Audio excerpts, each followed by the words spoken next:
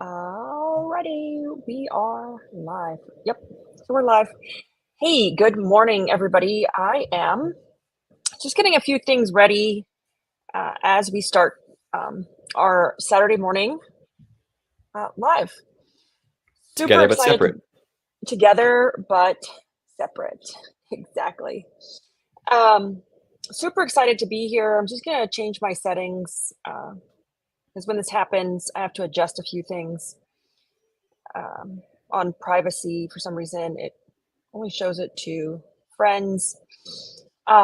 So for those that follow us, it's our regular Saturday date morning live. I'm in Nashville at the huge, is it conference or convention? I can't remember what they called.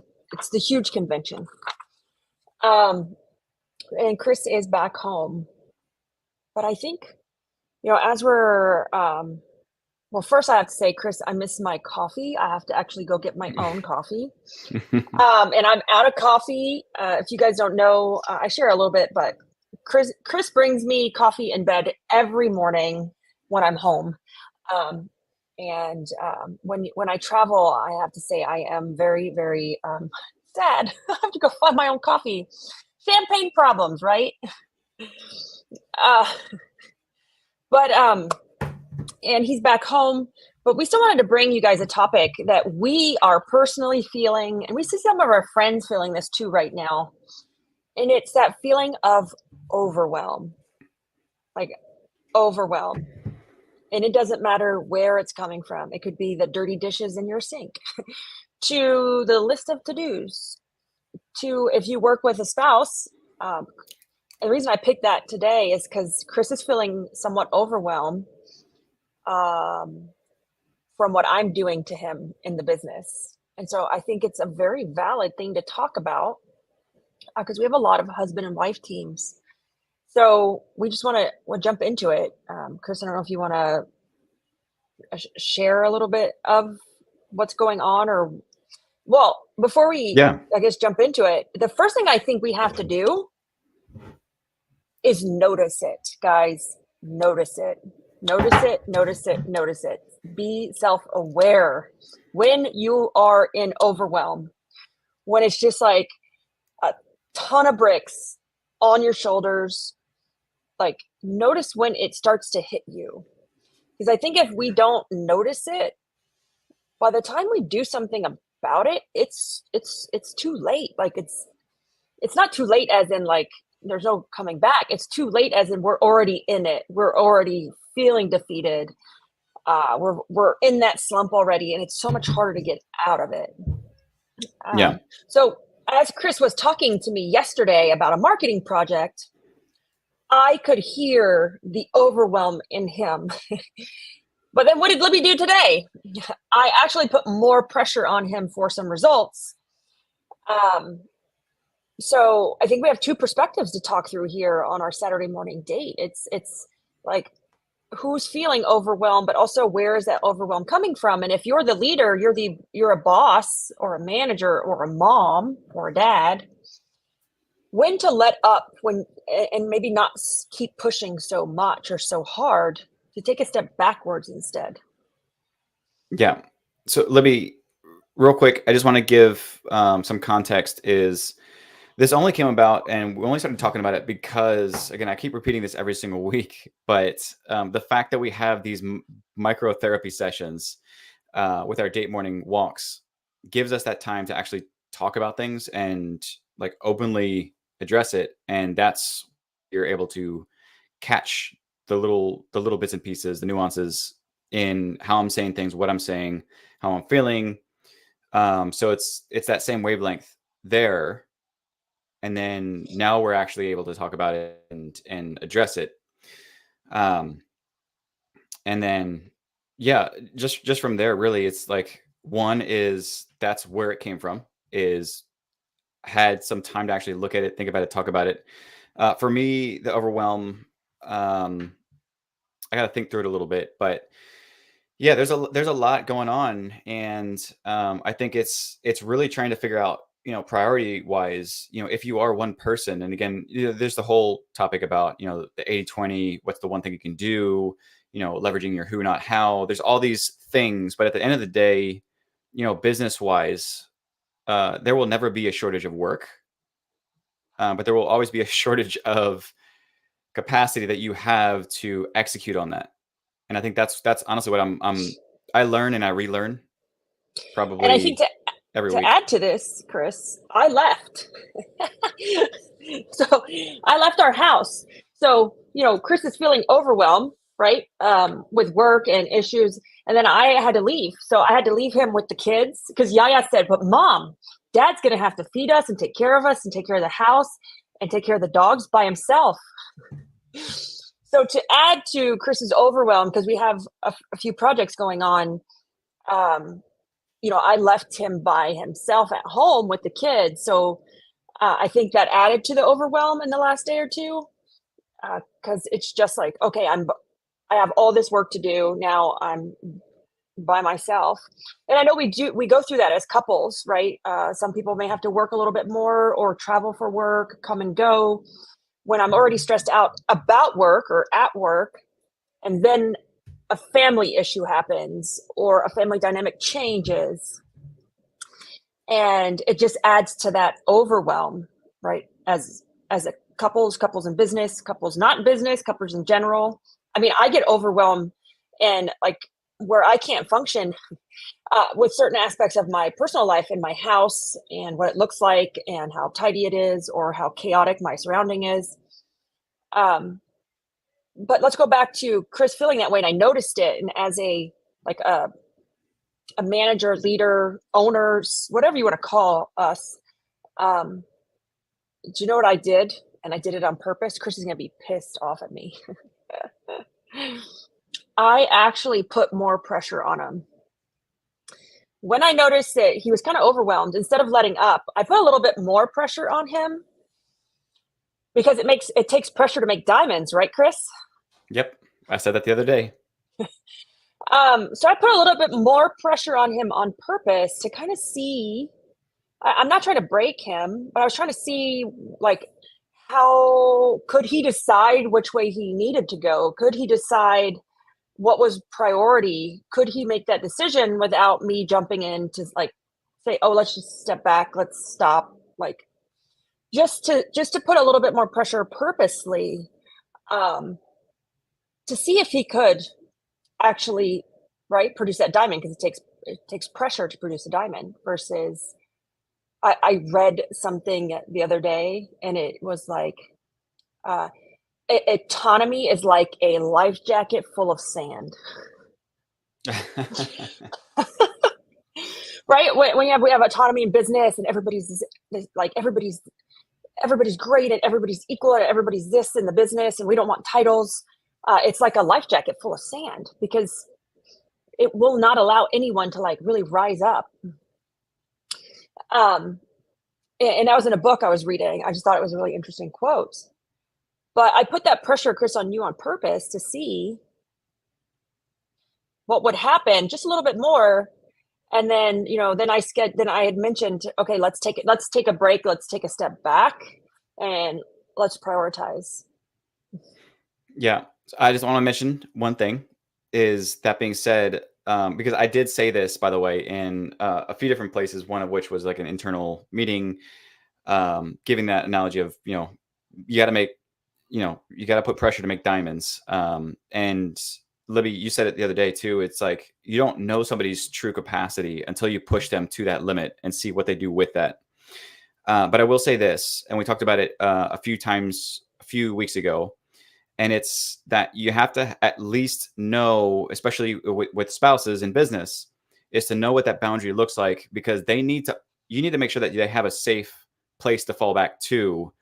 Because if you already have a rocky relationship and you're trying to put pressure, it's going to shatter. I'm just going to tell you that. That's a bomb waiting to explode right there.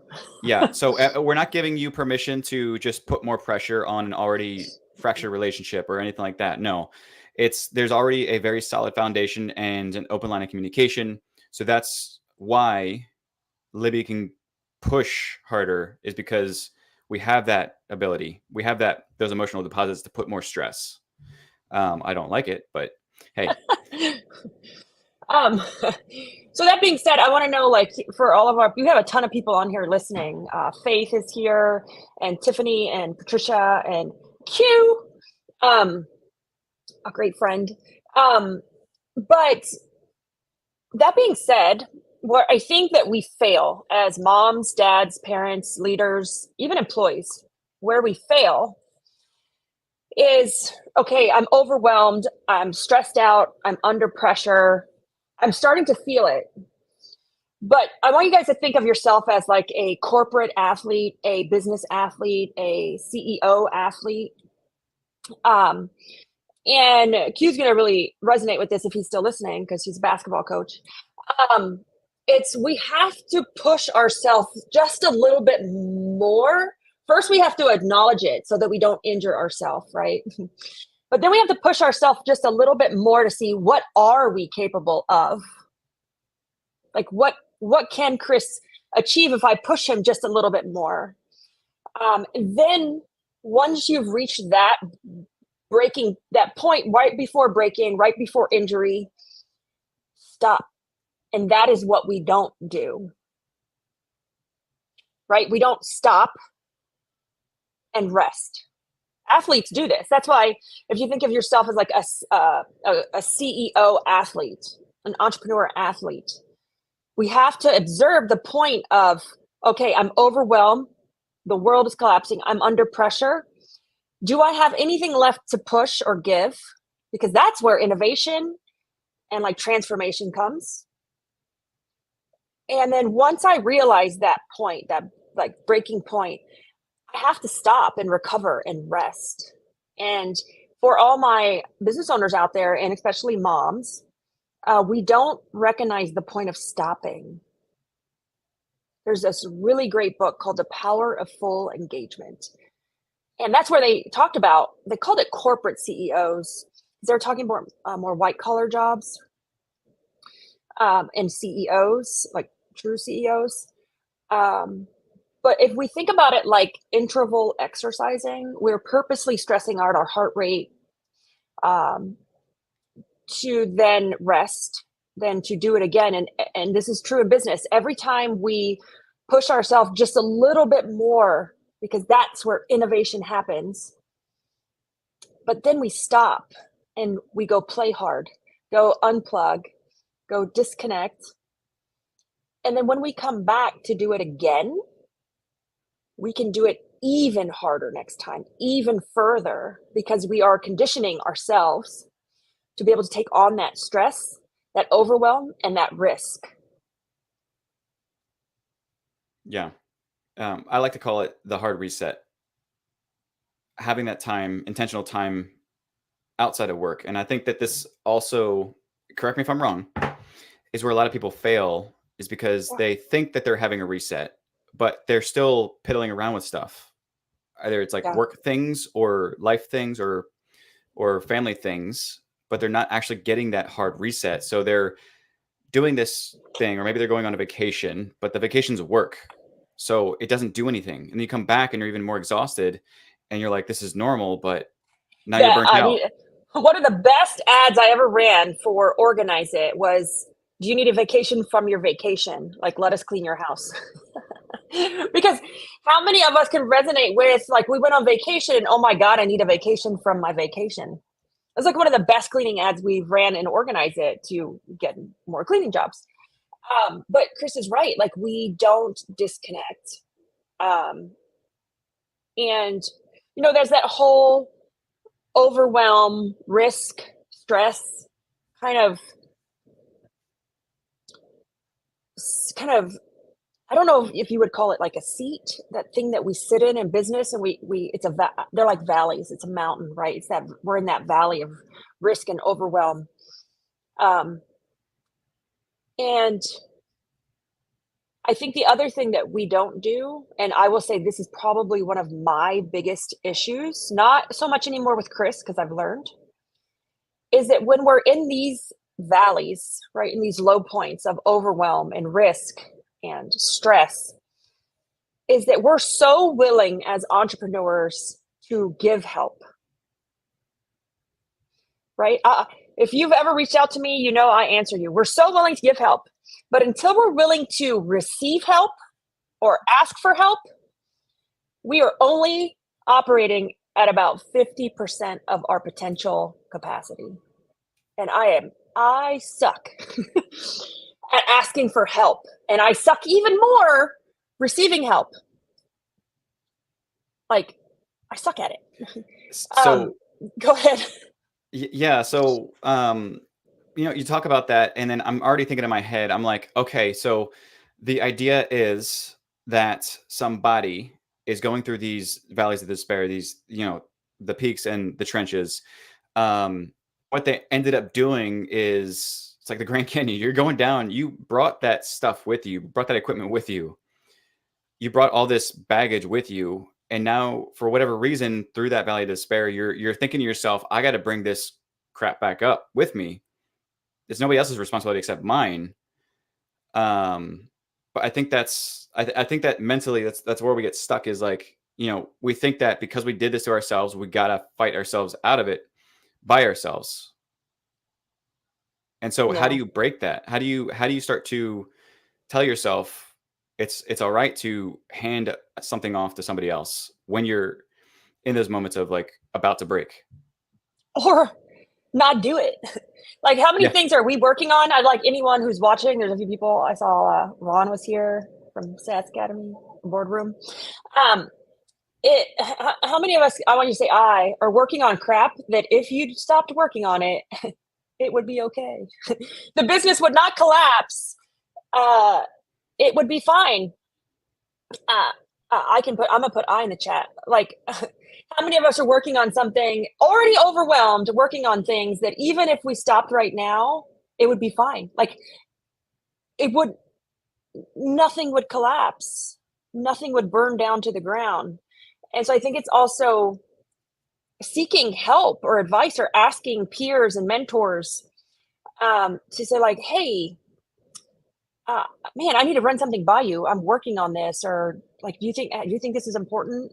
I suck at asking help for help, um, but I'm reading a book now on this, and it's like, oh my gosh, if I cannot receive help or ask for help as much as I'm willing to give help, then I will never reach my true capacity, because it's not what we know, it's who we know. And those who's are going to help us talk through things, help us when we're overwhelmed, help us when we need a shoulder to cry on, help us to make business decisions, or even help connect us with other people. And That's so, go ahead. yeah, no, that's exactly what happened, when we were in our, back in the day with our marriage, when I was in that valley of despair. That is what got me out of it, is that I had to give somebody, offload a little bit to ask for that help. And that is literally the only way that I got through and was able to make improvements, change whatever it is that was needed. It was not me, myself, and I. I had to offload some of that burden, that responsibility. And the other person, here's the magic, is that they were more than willing, and it would have actually been a disservice if I would have said no, thank you, because if you don't, if somebody offers you something and you say no thanks, and I learned this the hard way, especially with audio engineering and turning down offers from a lot of famous musicians and stuff, losing connections. That's a wholly different story. But I learned this the hard way, is that when somebody offers you something, it's actually doing a disservice if you say no, because it chips away at their kind of that feel good moment for them. And so have really had to lean into this myself, is to stop saying no to things, especially if somebody is asking of you to give you something, or But to Chris, give we're you some of their overwhelmed. time. Yeah. But I mean, for the person that is in the valley of despair, that is overwhelmed, and somebody is genuinely Offering, yeah. reaching out and offering help, is the instinct is to say no thanks. But I will tell you this, is that you're actually doing a disservice to that other person, um, and yourself. So it's honestly, it's when somebody reaches out for help, having that chance to say, let me think about it, or at least give you some time to then warm up to the idea instead of just saying absolutely yes. And it's going to make that other person feel better. You're actually going to make their lives better in the end. I know it sounds very mushy and whatever, but you're going to make them feel better about themselves, make them feel better about their lives, and being able to help you as well. So honestly, I can't think of any other way around it aside from a win-win. And I've started to learn that. And if you're feeling overwhelmed, for like anybody listening, I see there's quite a few people here. Like if you're feeling overwhelmed, overwhelm comes from like that inability to ask for help, that inability to receive help because you've taken on so much. You've taken on all the projects. You've taken on the house, the responsibilities, the cooking dinner, the laundry. And if you're feeling, if so, for me, the first instinct that I feel that I start to get overwhelmed, I've been able to recognize it and I ask for help like instantly or look for help. And so for everybody listening, there's a lot of house cleaning people on this listening, but if you're not a house cleaning person, like if your wife is feeling overwhelmed and you're the husband in relationship, vice versa, know these things. So like for me, the three pivotal moments in my business and my life to help with the overwhelm was letting my own cleaning company clean my house. And that got a little out of control because it went from like bi-weekly to weekly to twice a week. I scaled it back to weekly.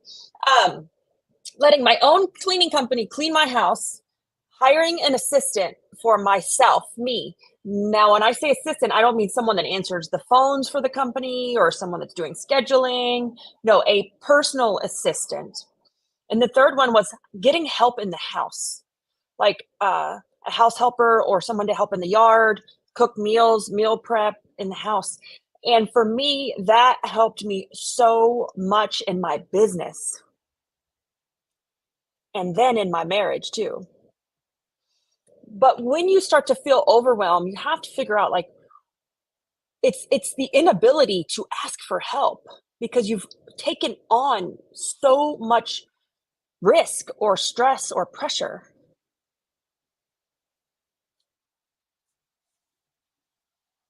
Yeah, I'm thinking right now, Libby. I'm like, just that pressure and how it builds up, and it's so hard to ask for that help because there's this really thick wall between you and opening up. Well, I'll be honest. For me, it makes me feel like it makes me feel like not as it's okay. This is a good topic. It makes me feel like I'm gonna be like, what are they gonna say about me? Ooh, she's a horrible mom. Look, she can't even drive her own kids to school. Or what's my own mom gonna say about me? Oh, you should clean your own house. She doesn't say that anymore, but like it makes me feel like an inadequate wife, mom, business owner if I constantly have to ask for help. But So when we look at successful people, I'm like, dude, they don't look like they do nothing except have a good time because yeah, they've learned though how to ask for help. And they've learned that who you know determines who you are, not what you know. yeah. So here's the thing: is from the man standpoint as well. It's like I can't repeat this enough, but it's you know you gotta it's like typically the man is you got to take care of things, you got to be rock solid, you got to be it's all about financial stability, taking care of things, being the man, quote unquote the man. And so there's this facade of I can't let up, I can't look weak because that's not what a man does. Is you don't look weak. But I think there's a difference though with being able to open up and knowing that the sign of a true man is being a little bit more vulnerable and actually helping out other people or helping yourself. Honestly, being a better person. But it's tough because that's kind of the way we were raised. Is there's a certain picture around what a man looks like, um, and just trying to get around that. Yeah, and the other thing I'll add to this, so this is where the overwhelm comes from, because we're always, unless we get good at asking for help and receiving help, let's put giving help aside. We all give tons of help. We love to help people. That's probably why we're entrepreneurs. Moms love to help. They're nurturally empathetic by nature. Men love to help because, like Chris said, it's inherent in how they were taught. They're supposed to take over, like supposed to lead the family. Um, but you know, this is asking for help and getting comfortable with it is kind of like an exercise, like a muscle that we have to continuously work out. So asking for help, being how many of us can't even take a compliment? I want to know. I want you to put me in the chat if when someone says, "Oh, Johnette, you look pretty today," or somebody's like, "Oh, Allison, man, you look amazing." How it's we're so uncomfortable just receiving a compliment sometimes that even asking for help or receiving a favor is even harder. Yeah. So how many times have I complimented you and then you turn it around into a negative? Yeah, I have a hard time. Chris compliments me all the time, and I'm like, "Oh, be quiet." Oh, like I don't like. I always like, and I'm practicing like, "Oh, well, thank you very much," receiving it. But when we get more comfortable asking for help, leaning on people, and if it is, these relationships are like muscles that we need to work on them because it takes practice. But if we are leaning into people and asking for help, in return the same thing's going to come back to us. So like people will then lean into us for other things, and we can help them with that overwhelm or those issues or that stress, just by lending an ear. But it's a circle. Yeah. So I just said this and I was like, wow, I didn't think that this would come up so quickly. Yesterday, I think it was the idea of knowledge and applied knowledge and what you do with it. And the idea is that, out of in life, and this is the way that I want to practice it is, if you have a piece of knowledge and you only share it with one person, or even if you just keep it to yourself, is that that knowledge lives and dies by you. It lives and dies with you. Okay, real fast. Knowledge can be knowledge, education, but it also can be lessons. It can be failures. It can, like, it's not just positive knowledge, right? It's experience as well. Yeah. And the fact that, this honestly, this scares me to death, is the fact that whatever it is that I hold with me, experience, knowledge, insights, lessons, is that if I don't do anything about it and it just lives and dies by me, lives and dies with me, then that's as far as I go in my life. And that's a scary thing for me. To say that, I'm actually being selfish And by you're not doing a sharing these disservice. things. I'm doing it as a service to other people, and which is honestly one of the reasons why I'm on this call right now, with these lives, is because I do not live by any means a perfect life, and I feel that for anybody is that whatever kind of knowledge you have, regardless if it's good, regardless if it's bad, regardless if it's so insignificant that you think it's not going to matter, the fact that you share it with other people is going to help them either improve what's currently broken in their lives, give them better ideas on how to navigate, or just making minor improvements like over time, or maybe it's like the seventh time they've heard that thing and it finally gave an unlock to them. But they would have never had that if you didn't share whatever insignificant thing you had going on. I love that. It's great insight. So for everybody that is jumping on, we have some new people jumping on. We were talking about overwhelm, stress, burnout in business and life. Like, I'm not going to lie. Um, Chris is burnout, overwhelmed over in doing projects and helping one of the companies with a marketing project. And then, I up and leave him, go to a conference, and I'm burnt out and overwhelmed with travel. And I'm like, I am so done traveling. Can I please stop? Um, and so we're working on that, and we don't run a perfect life, but and I love the fact that just sharing these things helps other people say like, oh, like I, I'm in that same situation. And so I thought that's why we picked the topic of overwhelm, because we're both feeling it right now. Um, when it comes to not so much our life, I think we've done a really good job. Chris lives with an organizer, so like he was gone a couple weeks ago over the weekend. He came home and I had like thrown out like half the house. Um, of my closet and all kinds of stuff in the garage because I have to live like that because I can't focus if so for my entrepreneurs out there, all entrepreneurs operate on the spectrum, and I want you guys to be conscious of this. We operate on a spectrum.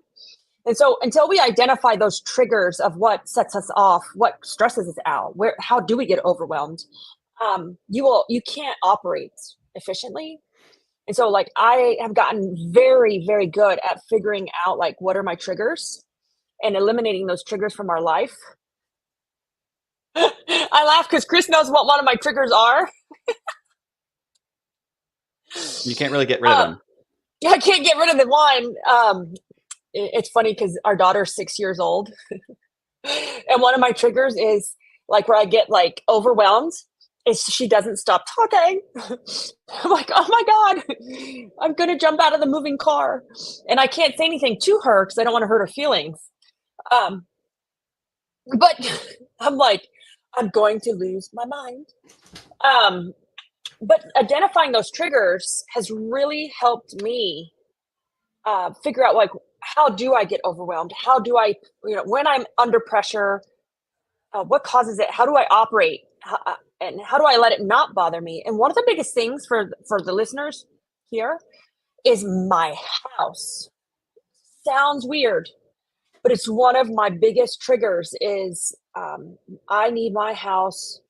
It doesn't have to be perfect, but it's got to be in some sort of order. It's got to be super minimal because visual aspects trigger me. Visual messiness, visual piles, like visual things trigger me. And over just this last year, last summer, if you guys followed us, we gave away 70% of the stuff in our house. Remember that, Chris? Yeah.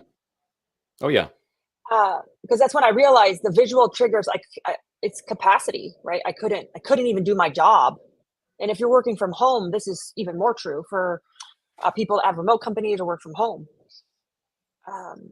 But identifying what is your trigger, what puts you in that overwhelm, what stresses you out. Just listen to your body and your mind. Yeah. I like Patricia. She said, "I hope you both know the power of this." Thank you. That's really what we're trying to do here is just at least share what we're working through right now and stumbling through. Yeah. And for people that just jumped, you should watch it because Chris was feeling super overwhelmed. So I told everybody like, so what I do, I went and applied more pressure because right to make a diamond, you got to apply pressure. And I have such high expectations of Chris and his future because I'm older than him and like I'm taking him through some of the same journeys. I'm like, dude, you're my retirement plan.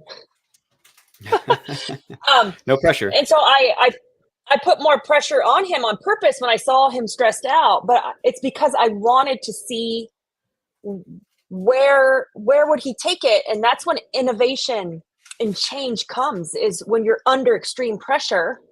But if I could apply it and know when to let up, I could see like, oh my gosh, this is a great idea. An unlock comes through, a breakthrough comes. But it's then when to know when to unplug and stop. So many of my entrepreneurs keep working and you're working in burnout. You're not going to achieve anything in burnout. So here's the We're deal. not. In burnout, you're just producing mediocre, subpar results. Yeah. So Libby, real quick on that topic of unplugging, coming from somebody who does not drink and does not party, unplugging looks completely different to me than it might be to somebody else. Then to me, and that's also another, not an issue we have in our relationship, but like, I'll get on a plane, go to Cancun and party my butt off. Um, but Chris's form of unplugging is different. So this is a good topic as far as relationships go. Because I'm like, when are you going to let loose? He doesn't. Yeah.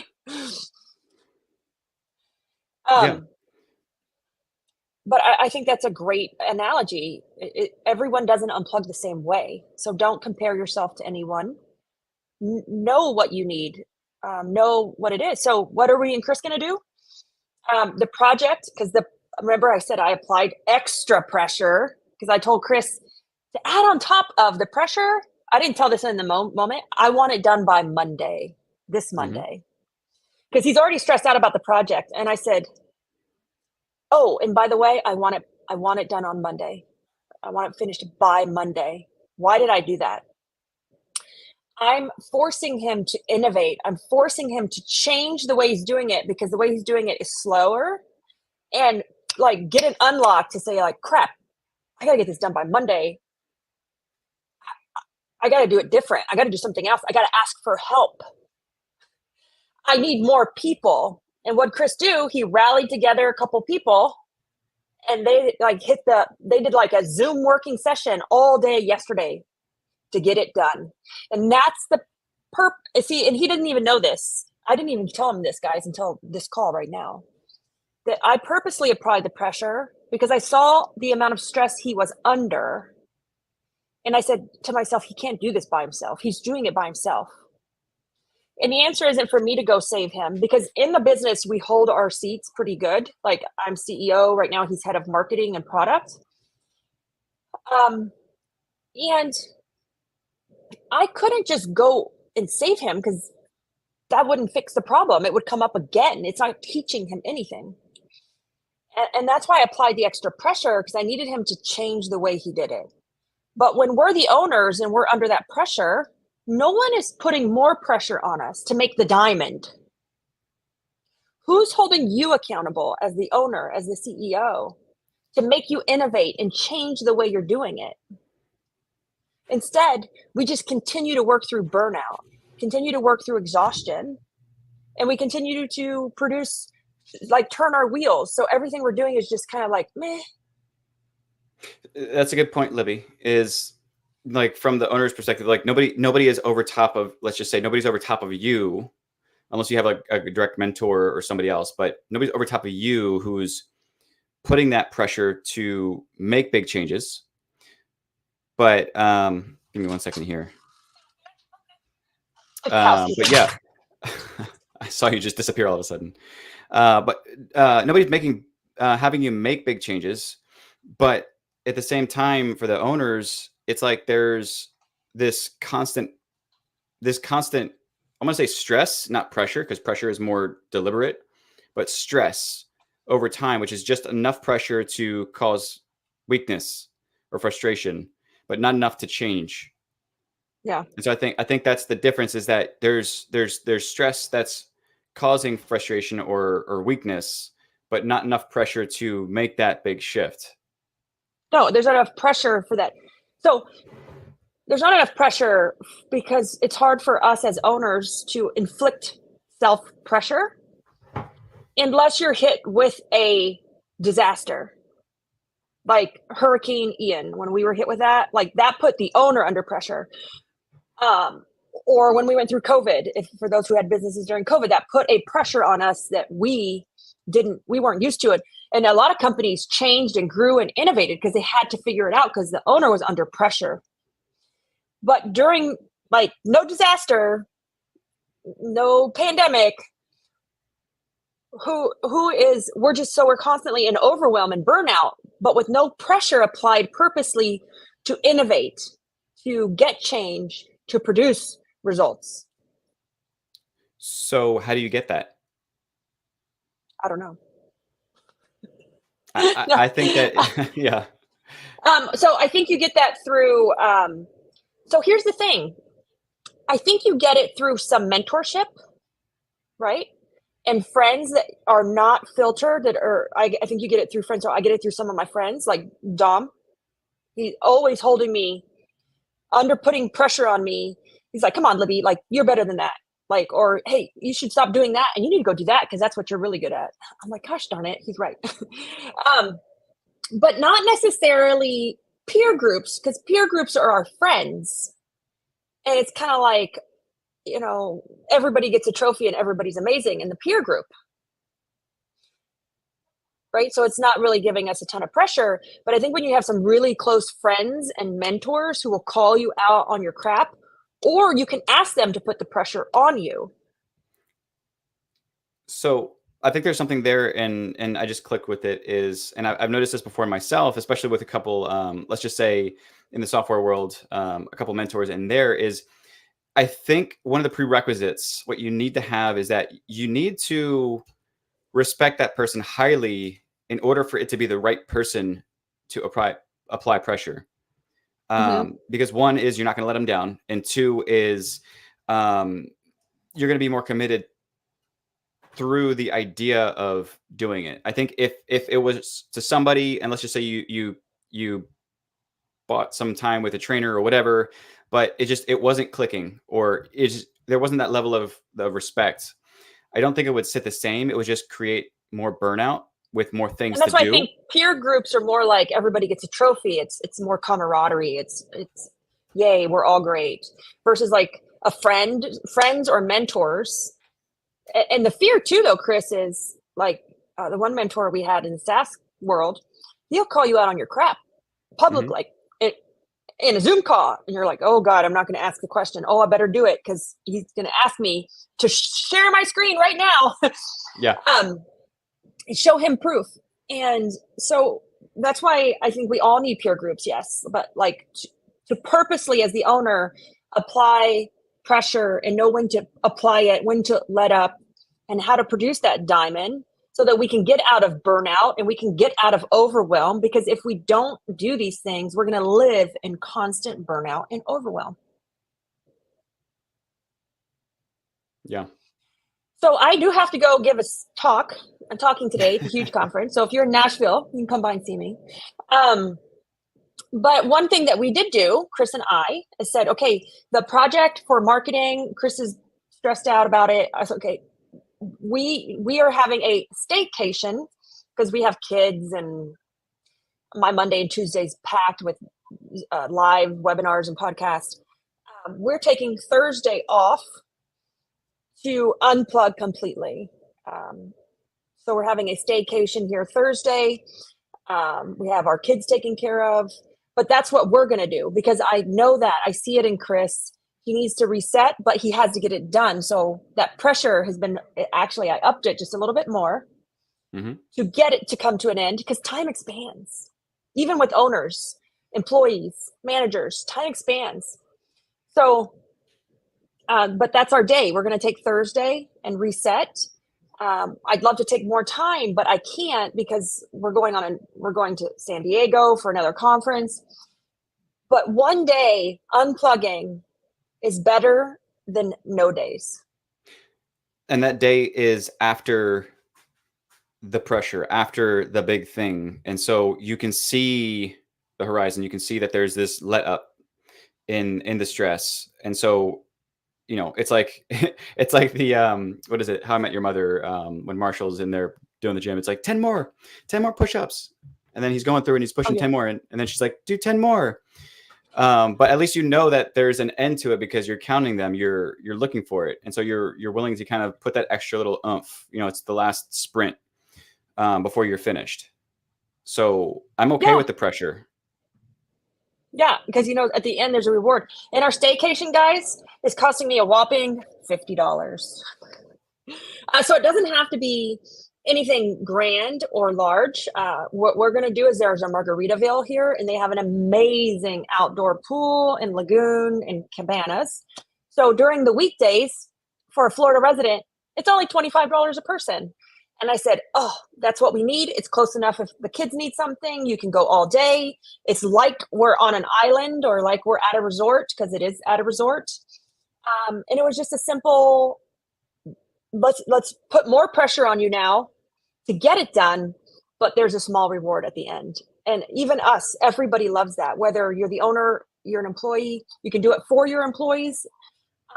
But it doesn't have to be always a gigantic celebration, but it's observing it and unplugging. That's the key, unplugging, because you cannot produce anything in burnout. So Yeah. this has been a great one. We had a ton of people listening. We've been on for 45 minutes. We're going to go ahead and wrap it up.